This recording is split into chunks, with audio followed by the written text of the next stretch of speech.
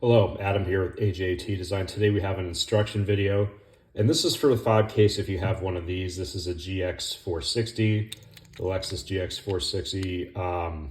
Made these I think from around 09 until maybe 22 or 23. I don't know exactly, but I believe they use this fob case for roughly about 10 years in the 2010s. And I have people every now and again say, hey, do you make a fob case for this one? And no, we don't. However, I've recently discovered that the inside parts of this fob case are very similar to this fob case, which we do make something for. This is frequently used in Toyota 4Runner, the limited edition from 2010 to 2019. Not super common, but they're around. Toyota used this in some various other applications as well. So we did a fob case for it. This is our IF015 that we developed for this. Not to be confused with their very similar looking IF014, which is for a different fob altogether, mainly using the Toyota Tacoma. So anyways, this video is basically how to put the guts from this thing into this. Couple things right off the bat when you do this. One, this slide key, the valet key, emergency key, whatever you want to call it. This does not get packaged into a new fob, so you have to do something else with that. That's gone. The other thing is this trunk release button. That is also not going to be packaged into the new fob. You will lose that functionality. You'll still have lock, unlock, and panic, but you'll have to open your trunk manually, so just know that. So to get this thing going, you pull this apart just like normal, and we'll save the circuit board battery assembly and this little gasket. One of the other little differences that I've discovered is this gasket is slightly different than the gasket that comes in here. So what you have to do, I've already done this, but I'll show you. They have these various little tabs along the inside, and that's where the gasket fits. And those are kind of just there to help locate it a little bit. They don't really do a whole lot. But these two, this one here and this one there, need to be cut off, and it's very easy to do. Like I said, I've already done it. I'm not going to show it. But you just take your just a utility blade, and this cuts right off very easily. So you do this one here and this one right there.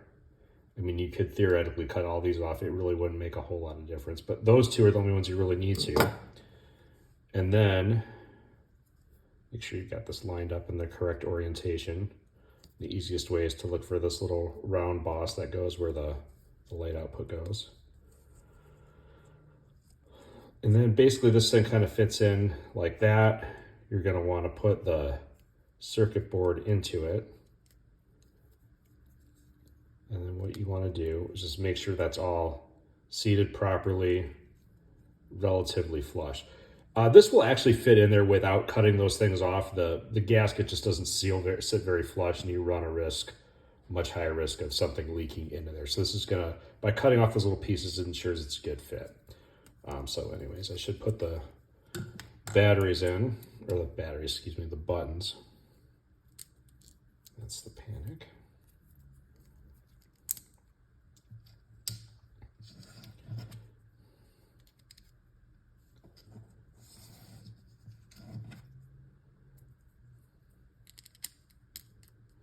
Okay, so you have those buttons in, those only fit one way. This goes in like this. Again, get the circuit board inside there and make sure it's all shifted around so it fits. Is it relatively flush?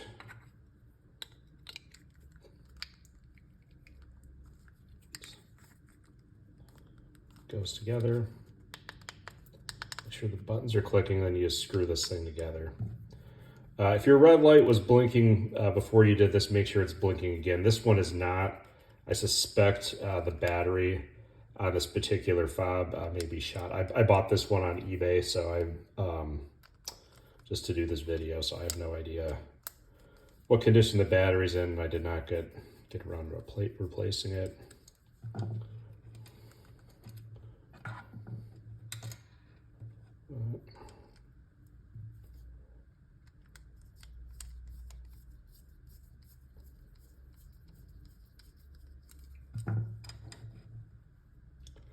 And as always, when you put this together, never use Loctite on any of our fob cases. It eats the plastic, will void your warranty. It'll just crack immediately. So there you have it. Buttons are functioning as they should. So that's how you basically turn this into this. And that's all there is to it. Thanks for watching.